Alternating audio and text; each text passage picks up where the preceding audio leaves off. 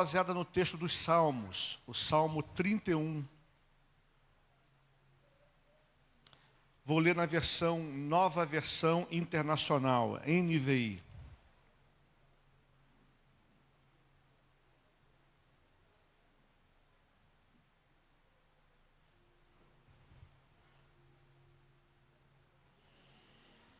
É um salmo de Davi. Todos nós conhecemos Davi como um grande líder. Todos nós conhecemos Davi como um rei excepcional. Todos nós conhecemos Davi como um grande soldado, um grande comandante. É clássica a história de Davi enfrentando Golias. A nossa memória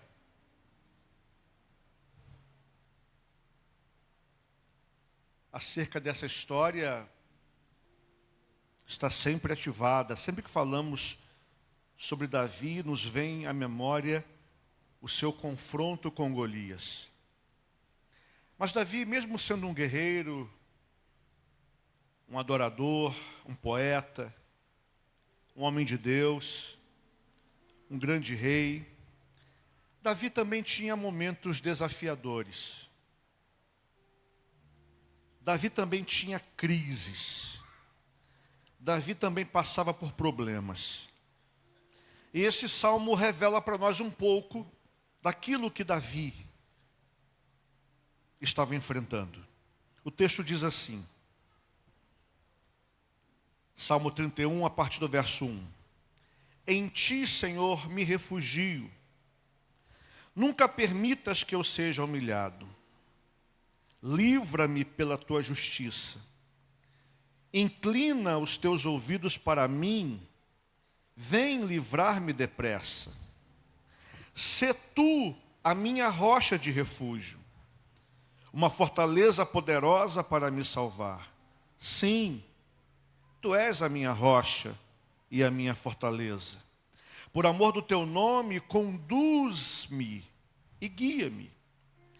Tira-me da armadilha que me prepararam, pois tu és o meu refúgio. Nas tuas mãos entrego o meu espírito. Resgata-me, Senhor, Deus da verdade. Odeio aqueles que se apegam a ídolos inúteis.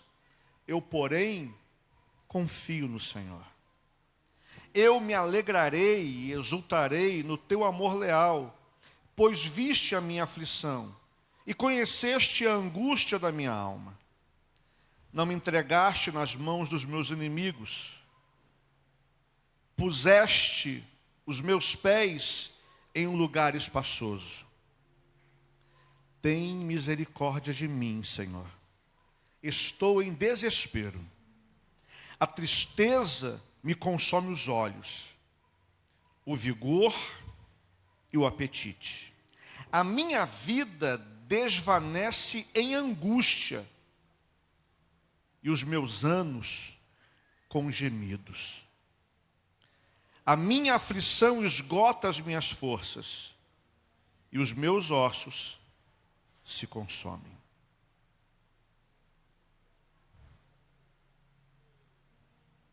Eu quero ler somente até aqui. Você pode fechar os seus olhos um pouquinho? Vamos orar mais uma vez?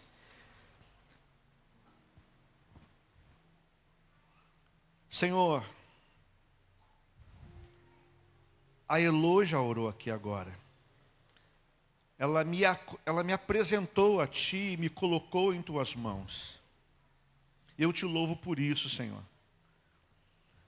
Dos pequeninos vem o perfeito louvor, diz a Tua palavra. E eu creio, Senhor, na oração que foi feita nesse momento. Mas este outro momento de oração, Senhor, não é por mim. É para aqueles que estão aqui e que vão ouvir essa palavra.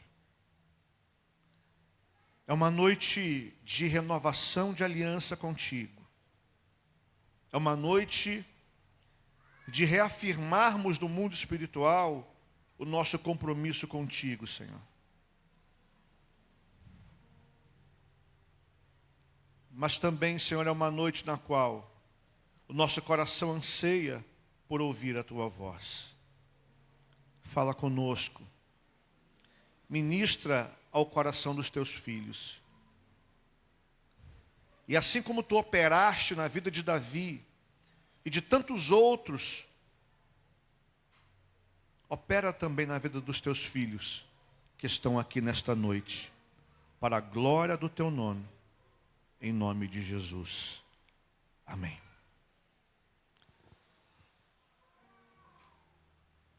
Louvado seja o nome do Senhor.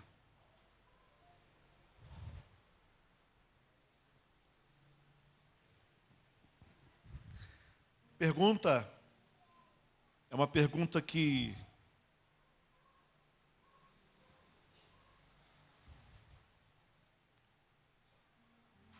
é muito simples, mas que pode revelar muita coisa acerca da nossa vida.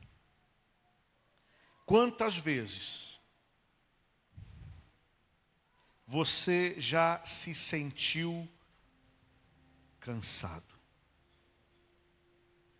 exausto, sem forças? Fizemos um evento há anos atrás, numa cidade chamada São Francisco de Itabapoana. Éramos duas igrejas, convidamos um preletor de uma outra cidade, conseguimos um colégio da cidade para a gente poder reunir a igreja e os convidados, e foi um evento grande para a nossa realidade. Eu me lembro que em dado momento estava acontecendo o evento e faltou energia. E a gente correndo, bastidores são desafiadores. Muitas vezes nós olhamos o todo e dizemos, uau, que legal. Mas lá nos bastidores o negócio está pegando fogo. Eu me lembro que eu estava no meio daquele povo, eu disse, Senhor, eu estou tão cansado. Senti o meu corpo abatido. Eu falei isso para Deus, Deus, eu estou tão cansado. Eu confesso que se pudesse agora eu ia para casa. Não que eu não queira estar na Tua presença. Não que eu não queira ouvir a palavra. Não que eu não queira celebrar. Mas eu estou tão cansado. Eu falei isso comigo mesmo e para o Senhor. Ou seja, foi algo que eu não expressei para ninguém. Dado momento, a pessoa que eu conhecia chegou a mim, disse, pastor, eu vi quando o Senhor colocou um anjo ao seu lado, e ele te abraçou. Eu não sei, mas o Senhor enviou o seu anjo para te amparar. Eu falei, obrigado, irmão. Levantei os meus olhos aos céus e disse, louvado seja o nome do Senhor. Vida que segue. Quantas vezes você se levantou exausto, sem forças, sem disposição para fazer o que você precisa fazer? Se fôssemos aqui fazer perguntar a cada um, eu acredito que muitas vezes, não uma ou duas, mas muitas vezes, você se deparou com uma situação na qual você se sentiu sem forças. O texto que nós lemos agora revela um quadro semelhante. Davi, o grande guerreiro, Davi, o rei de Israel, que conseguiu unificar os reinos do sul e do norte, que conseguiu enfrentar todos os inimigos que Israel tinha, e impor uma hegemonia, impor um respeito à nação de Israel. Davi, um homem valoroso, revela um quadro de exaustão, de cansaço, de agonia e de angústia. Mas o que o texto nos mostra é que Davi, ele não guardou isso dentro de si. Não era um sentimento guardado no seu coração apenas. Não era algo que ele estava sentindo e que ele guardou para si sem revelar a ninguém. Ele expõe a natureza do seu coração, ele expõe a sua alma, ele expõe os seus sentimentos num salmo. O salmo era uma forma de poesia, uma canção. E se a gente for estudar a palavra, vamos entender que existem salmos diversos: adoração, louvor, lamento. E Davi está lamentando, e ele põe a sua lamentação em um salmo. Na verdade, Davi está revelando a sua alma. Ele não está escondendo, ele não está mascarando, ele não está fazendo como muitas vezes nós fazemos. E aí, irmão, tudo bem? Tudo bem. E aí, irmão, na paz? Tudo na paz. Só que dentro de nós há uma guerra terrível em andamento. Somos como uma chaleira que está em ebulição. Dentro de nós está fervendo. Ou um vulcão, na verdade, que está ali, mas a ponto de explodir. E nós queremos fazer parecer para as pessoas que tudo está bem. Davi não faz como você e eu fazemos na maioria das vezes. Ele expõe a sua crise. E anos se passaram, e todo aquele que lê o texto do Salmo 31 percebe como estava a alma de Davi, como estava o seu coração naquele momento. Davi não esconde a sua dor. Davi não esconde as feridas que percebe na sua alma. Ele as revela para Deus. Ele está falando com o seu Deus, ele está clamando ao seu Deus, ele está abrindo o seu coração, ele está expondo o mais íntimo do seu ser para o Senhor. Mas ao fazer isso para Deus, ele também expõe a sua alma para os outros. Ele revela o íntimo do seu coração. Há uma fala que diz que o tempo apaga e resolve tudo. Não é bem assim. Tem coisas que nós trazemos na alma ao longo dos anos.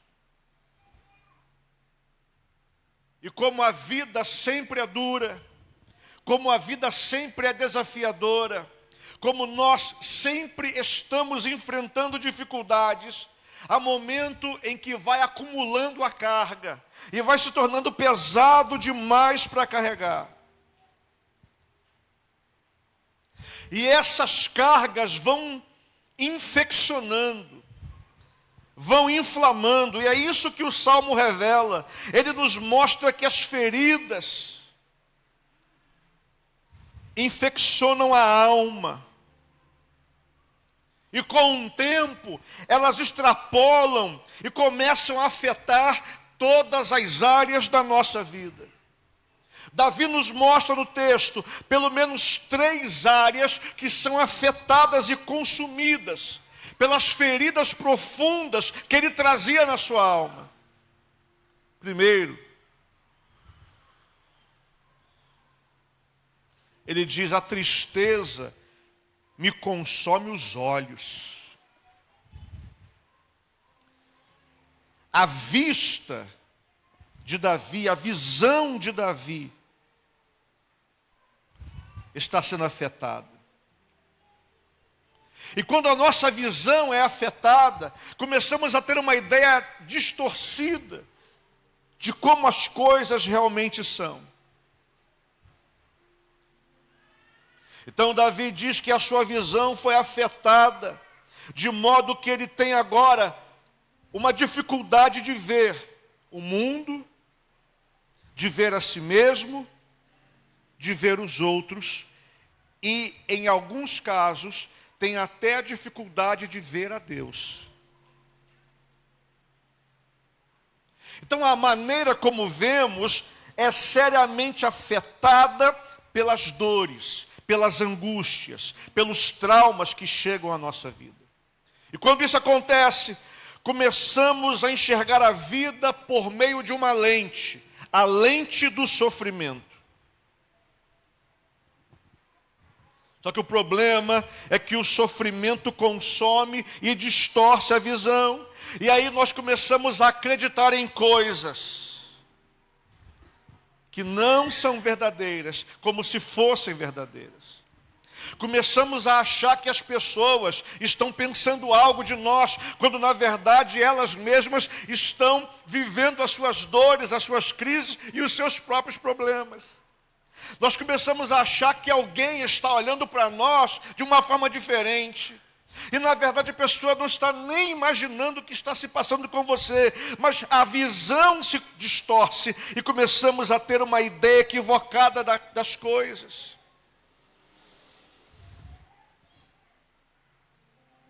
As feridas, as dores e angústias distorcem a nossa visão. Começamos a ter uma visão equivocada. Jeremias, o profeta, ele nos alerta sobre esse problema. Capítulo 17, verso 9, Jeremias diz: enganoso é o coração, mais do que todas as coisas. Querido, olhe para mim nesse momento, olhe para mim agora. O teu coração é enganoso, o meu coração é enganoso. Daí o problema de nós colocarmos a nossa confiança nos nossos sentimentos, porque podemos estar sentindo algo que não é verdade. Não sei, eu sinto que fulano não gosta de mim, será? Eu sinto que fulano está me olhando diferente, será? Eu sinto isso ou aquilo. É porque muitas vezes as questões da vida afetam a nossa visão. E é isso que Davi fala: a tristeza me consome os olhos. A minha visão foi afetada.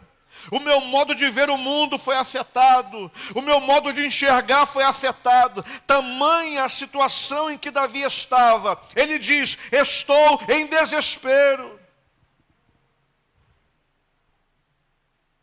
Mas ele reconhece que os seus olhos foram afetados por aquela situação. Mas ele não para por aí. Ele continua: a tristeza me consome os olhos. A tristeza também me consome o vigor.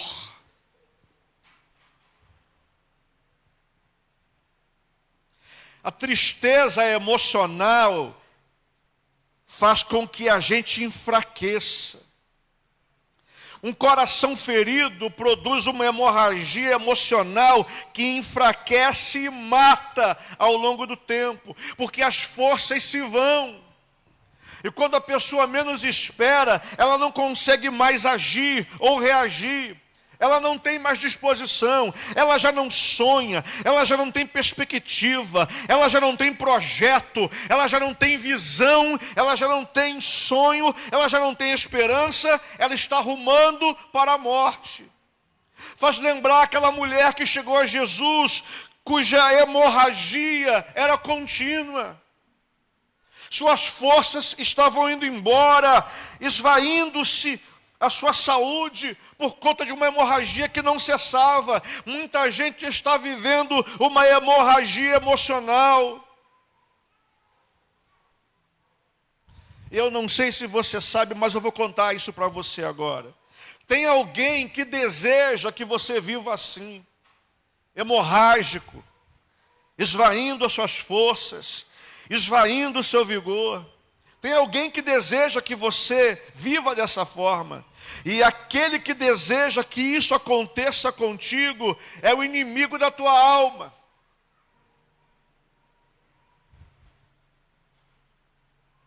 Ele quer roubar o teu ânimo, a tua força.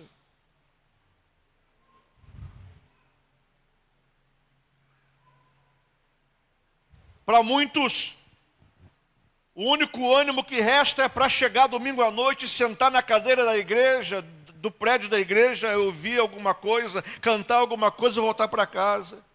E a vida está presa a isso apenas.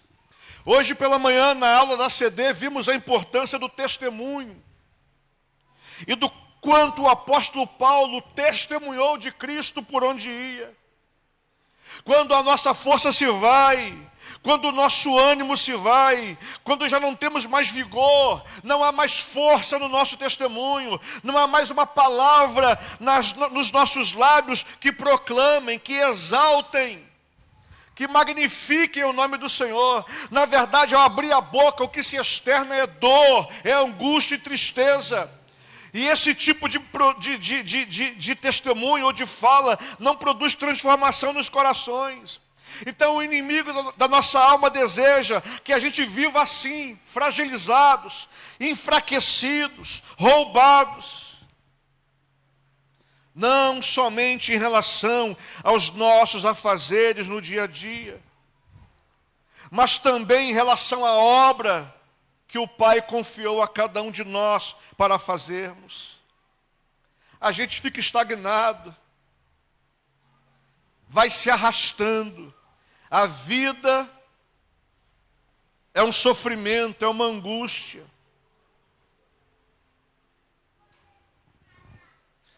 E quando estamos cansados, amados, é muito perigoso. Podemos fazer coisas que não gostaríamos de fazer. Podemos tomar decisões que na frente nos arrependeremos. O caso típico é o caso de Esaú, Gênesis 25. O relato bíblico diz que Esaú chega cansado. Ele chega a dizer que está quase morrendo. E Jacó está fazendo um guisado.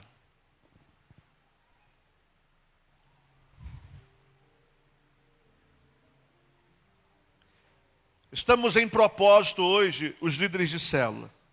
12 horas de propósito. Parece que as narinas ficam mais aguçadas a qualquer cheirinho de comida. O cheirinho vem. Esaú cansado, exausto. Diz, Jacó, me dá um pouquinho de guisado. Estou com fome. Jacó diz, eu te dou, se você em troca me der o seu direito de primogenitura. Esaú diz, de que me serve a primogenitura se eu estou quase à morte? Me dá o cozido aí, o guisado, e come, come, come, e vai embora. E Esaú não valoriza algo importantíssimo, porque naquele momento de exaustão, ele não discerniu, ele não refletiu, ele agiu baseado na força do sentimento e da emoção. Todos nós temos sentimentos e emoções, ninguém aqui é um robô, é uma máquina. Só que muitas vezes nós não atentamos no momento de certa crise ou dificuldade e nos deixamos levar. E colocamos em jogo coisas importantes para a nossa vida. O sábio escreveu em Provérbios, no capítulo 4, verso 23. De tudo o que se deve guardar, guarde bem o seu coração, porque dele procedem as fontes da vida. Guarde bem o seu coração. Ora, se do coração procedem fontes, se o coração está enfermo, essas fontes estão contaminadas. Se o coração está impuro, essas fontes estão contaminadas. Se o coração está problemático, o que vai sair daí é problemático. Por isso o sábio diz: guarde bem o seu coração.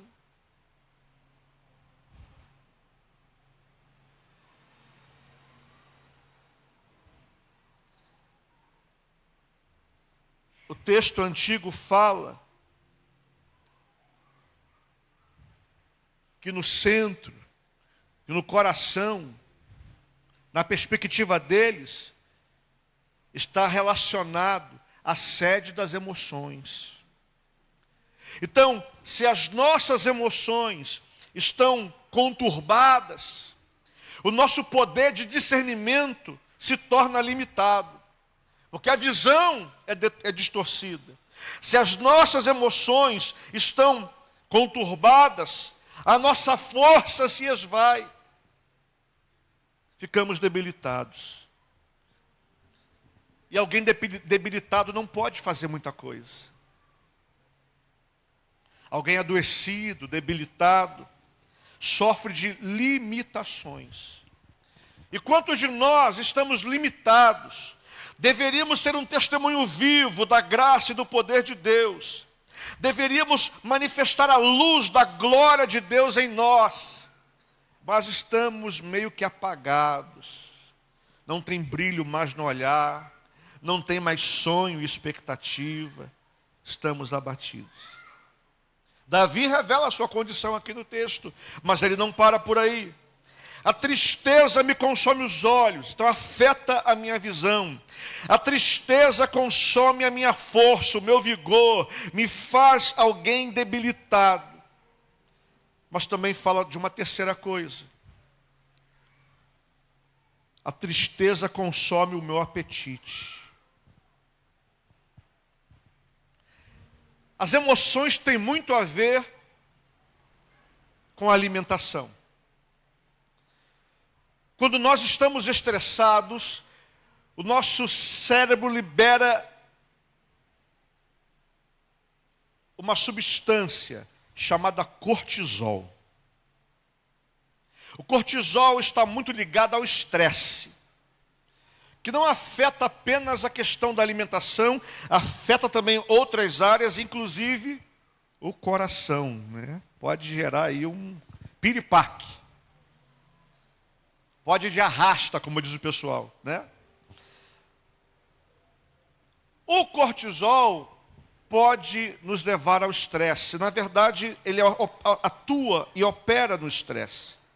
E pessoas estressadas podem ter um descontrole alimentar. Uns podem comer muito, outros podem não comer nada. E daí nós temos os distúrbios alimentares. Davi diz que a tristeza está afetando o seu apetite.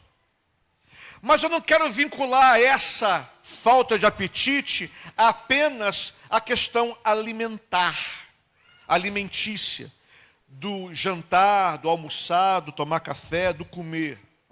Eu quero vincular essa falta de apetite à vida com Deus. Porque se a gente perde a fome de Deus, a gente se desprende da fonte que nos alimenta, que nos capacita, que nos habilita, que nos leva a conseguir enfrentar as situações que se colocam diante de nós no dia a dia. Uma pessoa sem fome é uma pessoa que não se alimenta. Então, se não se alimenta de comida, vai debilitar o corpo. Se não se alimenta de Deus, vai debilitar o espírito.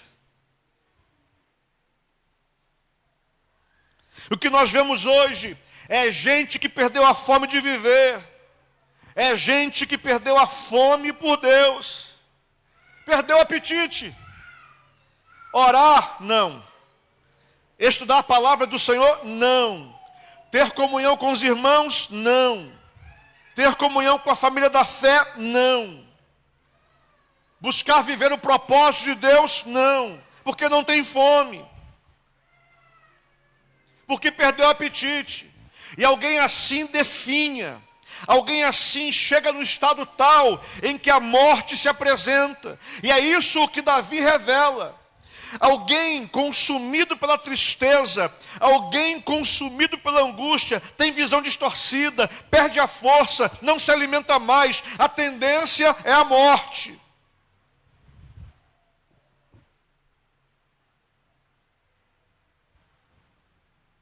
Mas o mesmo Davi que fala para nós o que o desespero produz, também revela para nós o remédio. No verso 9, ele começa dizendo assim: tem misericórdia de mim, Senhor. Em meio a essa situação toda, Davi tem forças para clamar ao seu Deus. E o clamor da sua alma é: tem misericórdia de mim, Senhor.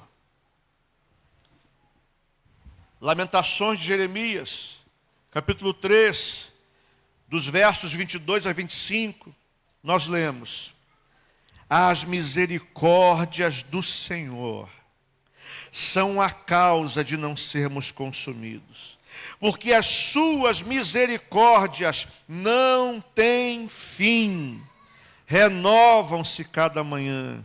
Grande é a tua fidelidade. A minha porção é o Senhor, diz a minha alma, portanto esperarei nele. O Senhor é bom para os que esperam nele, para aqueles que o buscam. Então, o profeta, no seu tempo de lamentação, ele tem uma revelação, um entendimento. As misericórdias do Senhor são a causa de não sermos consumidos, porque elas não têm fim. E ele enfatiza: elas se renovam a cada manhã. Queridos, isso é algo maravilhoso. Isso quer dizer para nós que não importa quão difícil tenha sido o dia de hoje e a noite de hoje, mas amanhã tem misericórdia renovada para mim. Ele está dizendo que não importa se amanhã vai ser terrível o dia, a noite vai ser terrível, mas no outro dia tem misericórdia renovada. O que ele está dizendo é que há uma fonte inesgotável de Deus para nós. E é isso que Davi faz, ele diz: tem misericórdia de mim.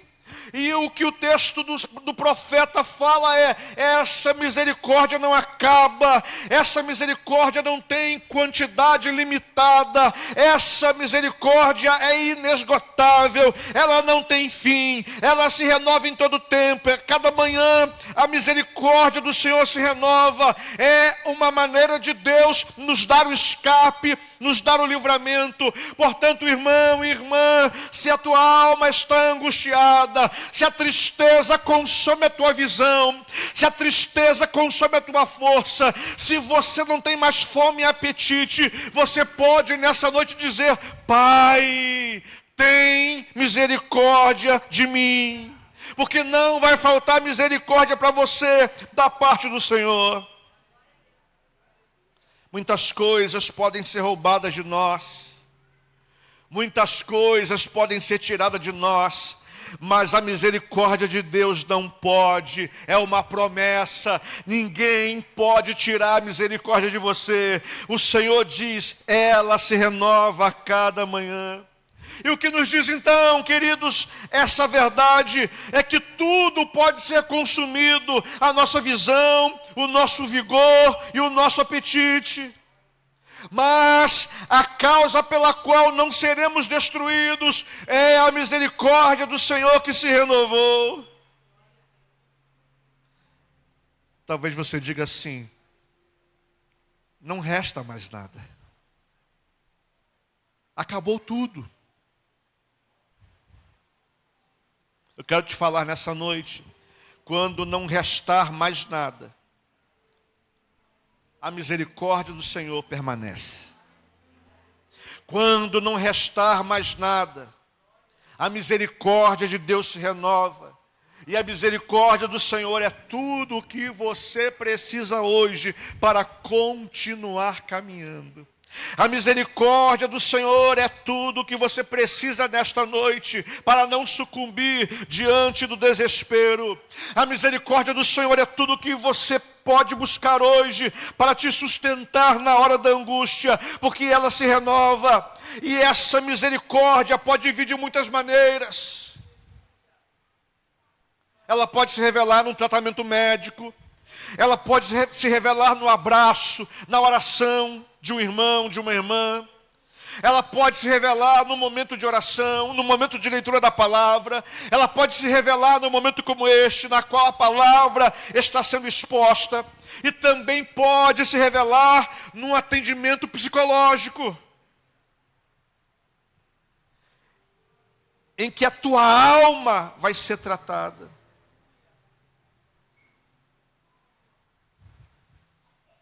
Davi disse, verso 10, a minha vida desvanece em angústia, e os meus anos com gemidos. A minha aflição esgota as minhas forças, e os meus ossos se consomem. Mas ele clamou pela misericórdia do Senhor. Talvez hoje você precise fazer algo. Clamar pela misericórdia do Senhor. Talvez aquilo que você tem guardado dentro de você precisa ser posto para fora. Quem aqui nunca teve um problema? Foi na rua, aquele cheiro daquela chapa velha do podrão, disse, é hoje que eu vou me acabar, aleluia. Aí tu vai lá e come o podrão, feliz da vida. Chega em casa e começa, você diz,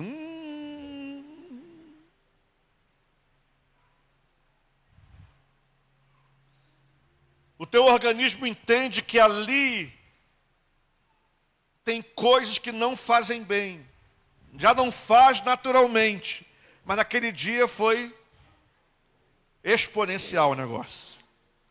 E o corpo então tenta repelir aquilo, botar para fora.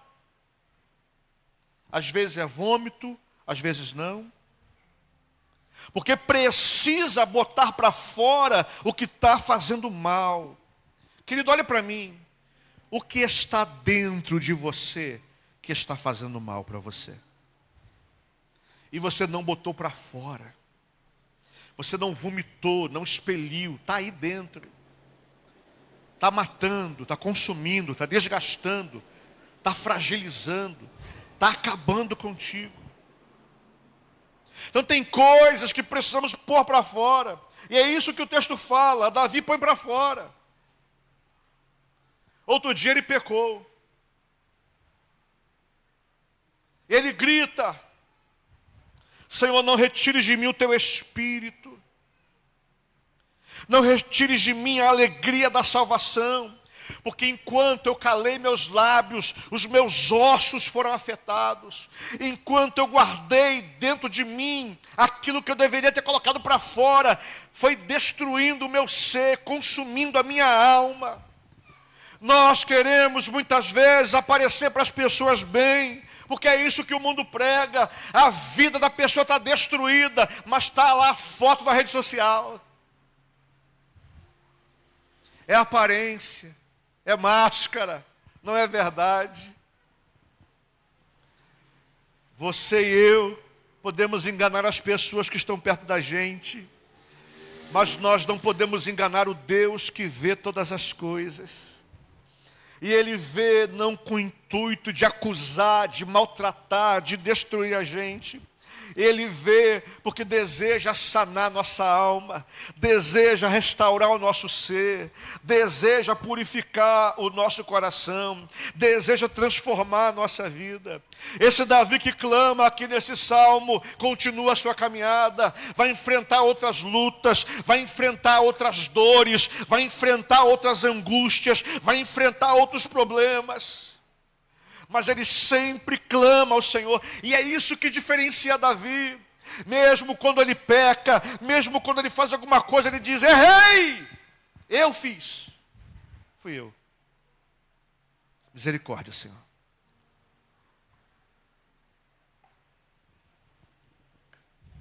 Eu fiz. Talvez hoje você precise fazer isso também. E pode começar a fazê-lo com o Senhor. Você pode abrir o teu coração para Deus hoje. E dizer para Ele: Senhor, eu preciso da tua misericórdia.